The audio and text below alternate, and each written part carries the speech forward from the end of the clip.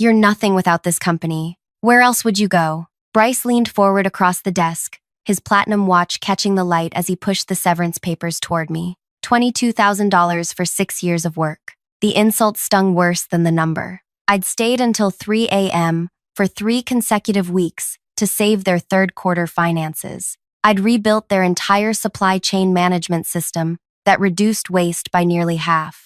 I'd turned their struggling regional office into their most profitable branch. And now I sat here, being discarded by a man who'd never earned anything in his life. You should be grateful, Bryce continued, his voice dripping with unearned confidence. Dad wanted to let you go without a package. I convinced him you deserved something. He smirked as he slid a Mont Blanc pen across the polished table. The pen his father had given me when I saved the company $10 million last year. We'll need your building access card and laptop before you leave, he added, checking his watch. Security will escort you out. My fingers trembled slightly as I took the pen, not from fear or anger, from anticipation. I appreciate the opportunity, I said quietly, signing my name on the line. Bryce didn't notice I'd been making calls for the past 3 weeks. He didn't know what was coming. He wouldn't understand until it was far too late. Before I continue with what happened next, I should introduce myself. If you've ever felt undervalued or pushed aside despite your hard work,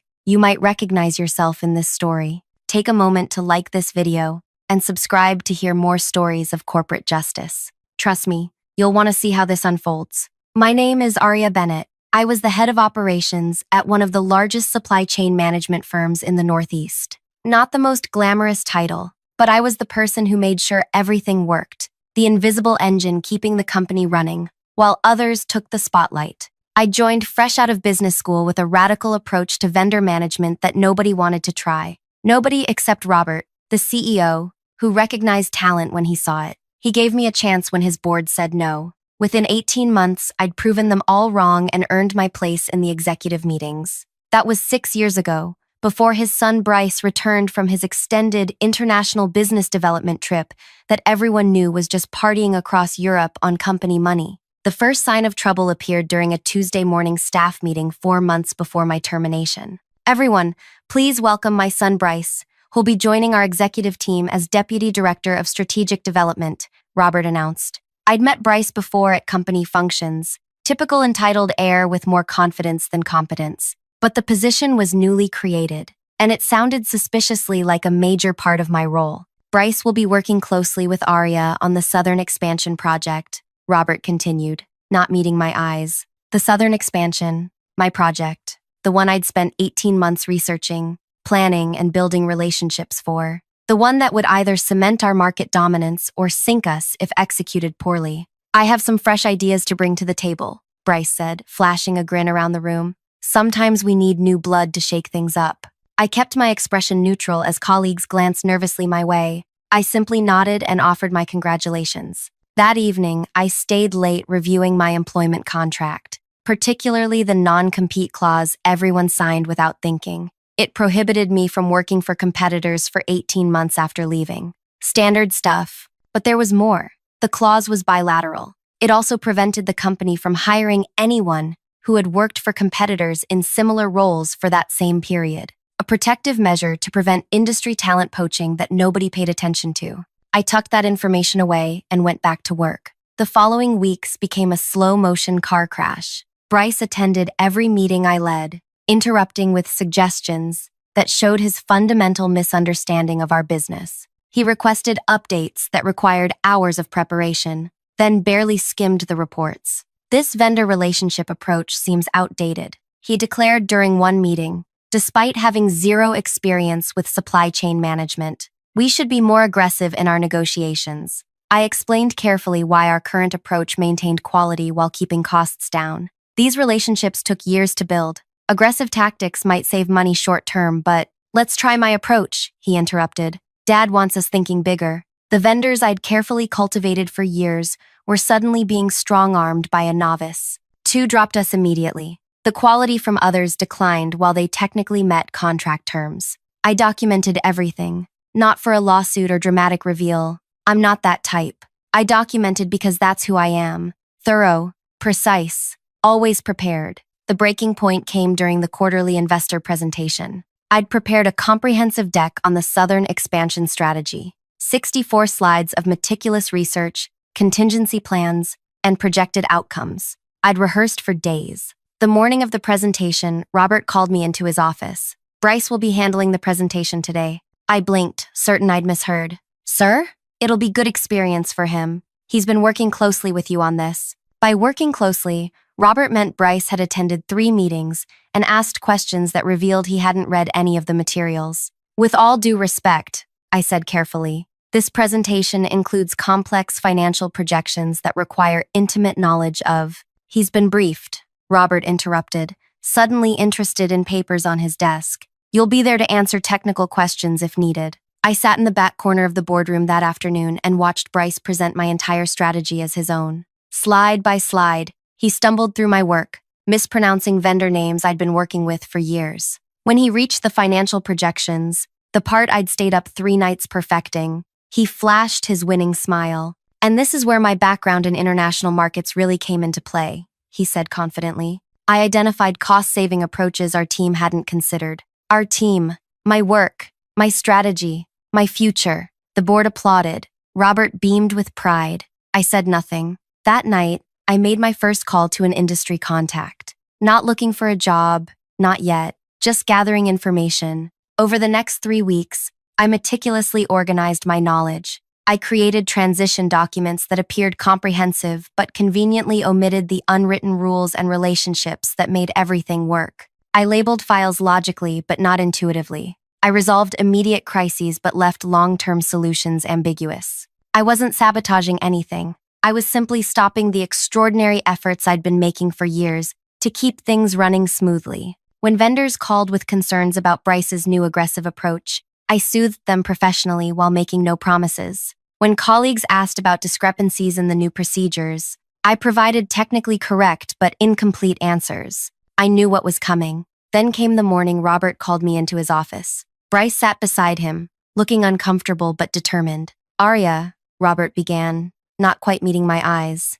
"We're restructuring the operations department." I nodded, expression neutral. "The board feels we need to streamline leadership ahead of the Southern expansion. We're consolidating your position with Bryce's new role." I didn't react. I'd known this was coming since that first meeting. "Your contribution has been valuable," Robert continued mechanically, "but the company needs to evolve. We're prepared to offer a severance package, $22,000, 6 years of 60-hour weeks, thousands of solved problems, millions in saved costs. When would you like me to leave?" I asked quietly. Robert looked relieved at my calm response. "Today would be best. HR has prepared the paperwork." And so I found myself sitting across from Bryce, signing away my connection to the company I'd helped build, listening to him tell me I was nothing without them. What he didn't know, I'd already spoken with their 7 most important suppliers. I'd had coffee with their largest client's purchasing director. I'd reviewed every line of that bilateral non-compete clause with an attorney.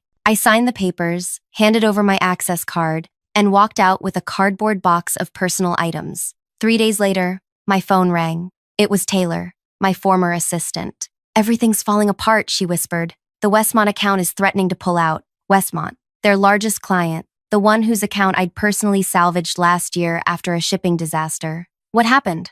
I asked, though I already knew. Bryce handled the renewal meeting himself. He told them they couldn't continue getting the 5% buffer on rush orders, said it wasn't in the contract. I closed my eyes. The buffer wasn't in the contract because it was an understanding I'd established through 3 years of relationship building. A handshake agreement that made Westmont feel valued while protecting our margins on regular orders. "What did they say?" Taylor's voice dropped even lower. "They walked out. Robert is furious. He's trying to figure out who can take over the account management to fix this." I said nothing. There was nothing to say. The first domino had fallen. What I hadn't anticipated was how quickly everything would unravel. Within a week of my departure, Taylor called again. She sounded exhausted. "They've lost 3 more accounts," she said. "Nobody knows how to handle the Johnson brothers' specific shipping requirements, and Bryce told them their demands were unreasonable when they've been ordering the same way for 5 years. I stirred my tea, watching the steam rise. "That's unfortunate. Aria, it's chaos. The Southern expansion timeline is completely off track. Robert keeps asking where certain files are, but nobody can make sense of your organization system." I had organized everything meticulously, but in a way that made perfect sense to me, and only me. Not maliciously cryptic, just personalized. The way anyone would after 6 years in the same role. I'm sure they'll figure it out, I said calmly. Bryce has lots of fresh ideas. 2 weeks after my termination, I received a text from Milo, the IT director who'd been my ally through numerous system implementations. They're trying to hire Natasha from Rivera Supply Group to replace you, offering her double your salary. Natasha, a talented operations specialist who had worked for one of our main competitors for the past decade. Exactly the type of person who could potentially decode my systems and save them. I didn't respond to Milo's text. Instead, I called my lawyer. The next morning, Rivera Supply Group's legal team sent a formal cease and desist letter to Robert, citing the bilateral non-compete clause in my termination agreement. Anyone who had worked for a direct competitor in a similar role couldn't be hired for 18 months after my departure. Their own policy, their own protection measure, their own undoing. They tried again with Jensen from Eastern Logistics. Another letter, another dead end. 3 weeks after my departure, I was sitting in a small cafe when I overheard a familiar voice ordering coffee. I looked up to see Robert standing at the counter, the lines in his face deeper than I remembered. Our eyes met as he turned with his drink. For a moment, he seemed about to walk away. Instead, he approached my table. "May I?" he asked, gesturing to the empty chair across from me. I nodded, setting down my book.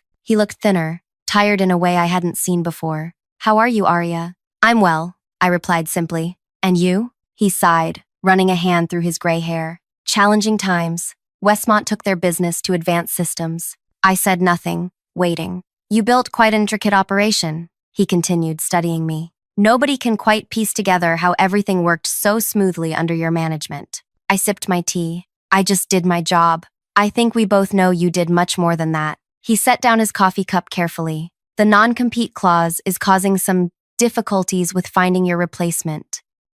"That's standard industry practice," I said mildly. "Your legal team drafted it." Robert nodded slowly. "Aria, I'll be direct. We need you back. I can offer triple your previous salary, equity options, and a seat on the executive board." I studied his face, the face of a man who had given me my first real opportunity, then allowed his son to push me aside without a second thought. "I appreciate the offer," I said, echoing the words I'd used when signing my termination papers. "But I've already accepted a position elsewhere." His expression hardened slightly. "The non-compete clause works both ways. You can't work for a competitor either." I smiled. "I'm not working for a competitor, Robert. I've started my own consulting business. The non-compete prevents me from working in the same specific role for a direct competitor. It doesn't prevent me from advising companies in adjacent industries." He stared at me, understanding dawning on his face. "You planned this?" "No," I corrected him. "I prepared for all contingencies.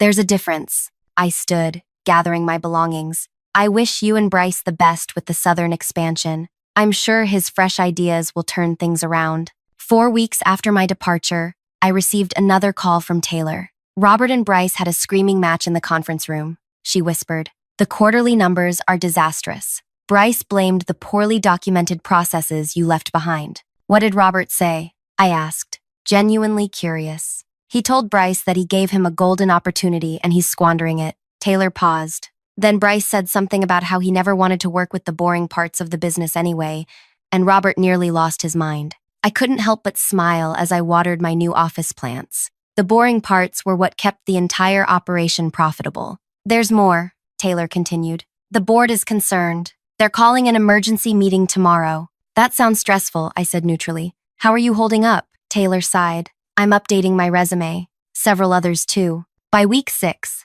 the industry was buzzing with rumors about the company's instability. Their stock had dropped 17%. The Southern expansion had been temporarily paused for strategic reassessment. Corporate speak for, "We have no idea what we're doing." Meanwhile, my new consulting business was thriving. I'd carefully selected clients in adjacent industries who needed supply chain expertise without directly competing with my former employer. Companies who had heard about my work through industry channels and were eager for my insights. I was making twice my previous salary working half the hours. One evening, I was leaving a dinner meeting with a potential client when I spotted Bryce sitting alone at the restaurant bar. His normally perfect hair was disheveled, His expensive suit rumpled. I could have walked past unnoticed. Instead, I took the empty seat beside him. He looked up, recognition slowly dawning in his bloodshot eyes. Aria. Aria. Hello, Bryce, I said calmly. Long day? He gave a bitter laugh. You could say that. He gestured to the bartender for another drink. You here to gloat? Just finished a business dinner, I replied. How's the southern expansion going? His jaw tightened. You know exactly how it's going. The entire thing's on hold. The board is breathing down my neck. Dad barely speaks to me, except to point out everything I'm doing wrong. That sounds difficult, I said, meaning it. Despite everything, I knew what it was like to disappoint Robert. Bryce studied me, anger and confusion warring in his expression. You're enjoying this, aren't you? Watching us crash and burn without you. I'm not enjoying anyone's hardship, I said truthfully, but I am enjoying building something new on my own terms. The bartender brought his drink. Bryce stared into it as if it might contain answers. You know what the worst part is? He said quietly. Dad keeps saying he never should have let you go. That, I convinced him to make the biggest mistake of his career. I absorbed this information silently. Did you sabotage us? He asked suddenly, looking up. Leave traps in the systems or turn clients against us? I met his gaze steadily. No, Bryce. I didn't have to. He looked confused. Then how? I simply stopped being the exceptional employee who went above and beyond to make everything work perfectly, I explained. I stopped solving problems before they became crises. I stopped maintaining relationships that weren't in my job description. I stopped making you all look good. His face flushed with anger. That's ridiculous. No single employee could have that much impact. Then I guess you have nothing to worry about, I replied, standing. Good luck with the board meeting tomorrow. I left him sitting there, drink untouched, staring after me. 8 weeks after my termination, Milo texted me a link to a business news article. The headline sent a jolt through me. Breaking. Robert Kane steps down as CEO amid company restructuring. I clicked the link, scanning the article. Robert was taking early retirement after 32 years. The board had appointed an interim CEO, not Bryce, while they searched for a permanent replacement. The southern expansion had been officially canceled. The company was downsizing its headquarters operations. My phone rang. It was a number I didn't recognize. Aria Bennett speaking. I answered professionally. Miss Bennett, this is Patricia Winters, board chair at your former employer. Her voice was clipped, authoritative. I'd like to meet with you. Tomorrow, if possible. I paused, genuinely surprised. May I ask what this is regarding? I think you know exactly what it's regarding, she replied. The board has some questions about operational procedures that only you seem able to answer. I considered my response carefully. I'm available tomorrow at noon. There's a quiet restaurant called Eloise near my office. I'll be there, Patricia said, then added, and Miss Bennett, come prepared to discuss terms for your return. After we hung up, I sat motionless in my office chair, staring out at the city skyline. This was an unexpected development. I hadn't planned for this possibility. Would I consider returning? Under what conditions? Could I trust them again? My phone buzzed with another text from Milo. You won't believe this. Bryce just got escorted out by security. Complete meltdown in the executive suite. Threw a stapler at the interim CEO. I set down my phone, a complex mix of emotions washing over me. This wasn't what I had anticipated when I signed those termination papers 2 months ago. The next morning, I dressed carefully for my meeting with Patricia, professional but not overly formal. I wanted to project confidence, not desperation. I had options now. The power dynamic had shifted. As I gathered my notes, my phone rang again. Robert's personal number. I hesitated, then answered. Hello, Robert. His voice sounded older, defeated. Aria, I heard Patricia reached out to you. She did. A long pause. Before you meet with her, I wanted to apologize. I made a terrible mistake listening to Bryce over my own judgment. I knew your value to the company. I chose family loyalty over business sense. I said nothing, letting the silence stretch. The board doesn't know I'm calling, he continued. They're going to offer you my position, interim at first, then permanent, if you can turn things around. I nearly dropped the phone. CEO? That had never been my ambition or my expectation. Why are you telling me this? I asked. He sighed heavily. Because you deserve to know how much damage my poor decision caused. The company, the employees, my relationship with my son, and most importantly, the disrespect it showed to you and your contributions. I sat down, processing this revelation. And Bryce? He's taking some time to reevaluate his career path, away from the company. I glanced at my watch. I should go. My meeting with Patricia is in 30 minutes. Aria, Robert said quickly, one more thing. Whatever they offer you, ask for more. You've earned it. As I hung up and gathered my things to leave, I realized that the outcome of this situation was entirely in my hands. I could return triumphantly as CEO. I could negotiate any terms I wanted. I could even watch the company continue to struggle without me. For the first time in my professional career, I had complete control. The question was, what did I actually want? The restaurant was quieter than usual for a weekday lunch. Patricia Winters sat at a corner table, her silver hair pulled back in a tight bun,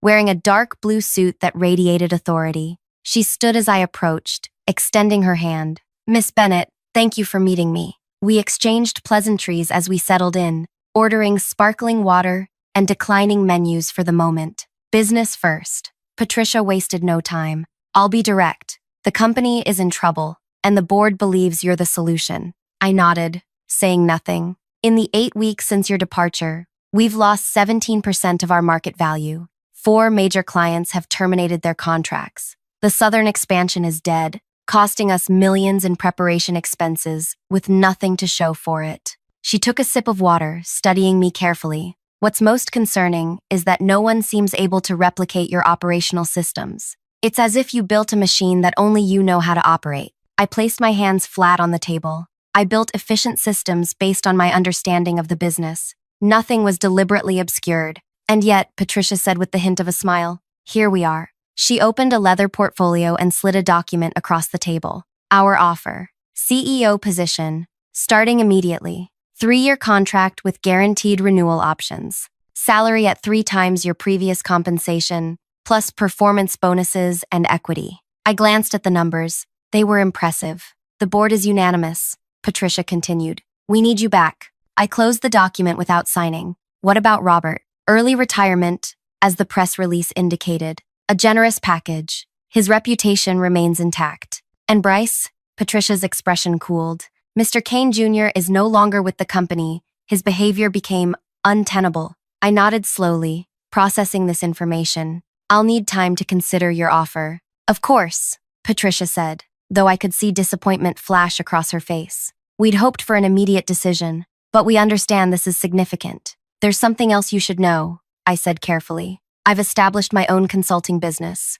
I have clients who depend on me now. Patricia nodded. We anticipated that. The contract includes provisions for you to maintain your consulting practice in a limited capacity, provided there's no conflict of interest. They had thought of everything. The path back was being laid out before me, smooth and welcoming. I'll have an answer for you by tomorrow, I promised. As I left the restaurant, my phone buzzed with a text from Taylor. Everyone's saying you're coming back as CEO. Tell me it's true. I smiled, but didn't respond. I needed to think. That evening, I sat on my apartment balcony watching the sunset paint the city skyline in gold and pink. My laptop was open to Patricia's offer, the cursor blinking on the signature line of the PDF. All I had to do was sign, and I would return not just to my former position, but to run the entire company. Everything Bryce had taken from me would be returned tenfold. It was the perfect revenge story. And yet, I closed the laptop and called the one person whose opinion I truly valued.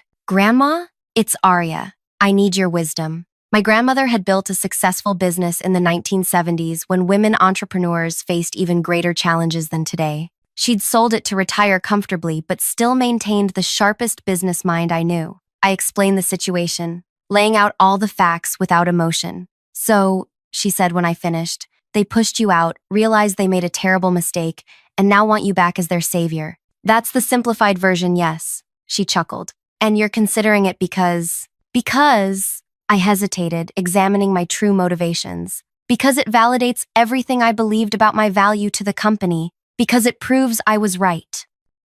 She murmured. And if you go back, what happens next? I fix their problems. I rebuild what's broken. I lead the company forward. For them, she noted quietly, you'd be using your exceptional talents to save the very people who discarded you. I hadn't thought about it quite that way. Aria, let me ask you something. In these past 8 weeks with your consulting business, have you been happy? The question caught me off guard. Yes, I have. I set my own hours. I choose my clients. The work is challenging, but on my terms. And if you take this CEO position, I sighed, seeing the truth. 60-hour weeks minimum, board politics, cleaning up messes I didn't create. With a very impressive title and salary, Grandma added. Yes. She was quiet for a moment. You know, when I sold my company, I was offered a position on their executive team, triple my previous salary. You never told me that, I said, surprised. Because it wasn't important, I declined. Do you know why? Why? Because I realized something. Once you've experienced the freedom of building something that's truly yours, going back to building someone else's dream feels like a step backward, no matter how prestigious the title or how large the paycheck. The truth of her words resonated deeply. I'd been so focused on vindication, on proving my worth to people who had undervalued me, that I hadn't considered what I truly wanted. Thanks, Grandma, I said softly. I think I know what I need to do.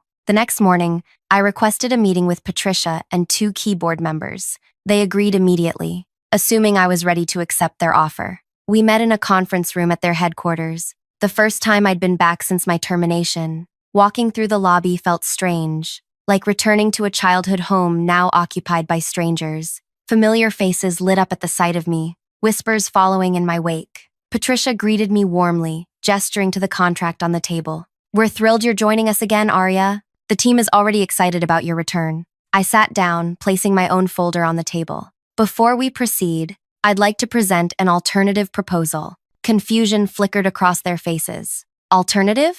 Asked Edward, the longest-serving board member. Yes. I opened my folder. Instead of returning as CEO, I'm proposing a 6-month consulting agreement. My firm will help stabilize your operations, train your team on the systems I developed, and assist in finding a suitable permanent CEO. Patricia's smile faded. But we want you as our CEO. I understand that, I said calmly, but that's not what I want. I slid my proposal across the table. My consulting fee is substantial, but far less than you'd pay me as CEO over 3 years. At the end of 6 months, you'll have a stable company and a team that fully understands how to maintain it. Edward studied the document, frowning. This isn't what we discussed, Miss Bennett. No, I agreed. It's what I'm offering. Patricia leaned forward. Aria, perhaps you don't understand the opportunity here. CEO positions at companies our size rarely become available, especially for someone at your stage of career. I understand perfectly, I replied,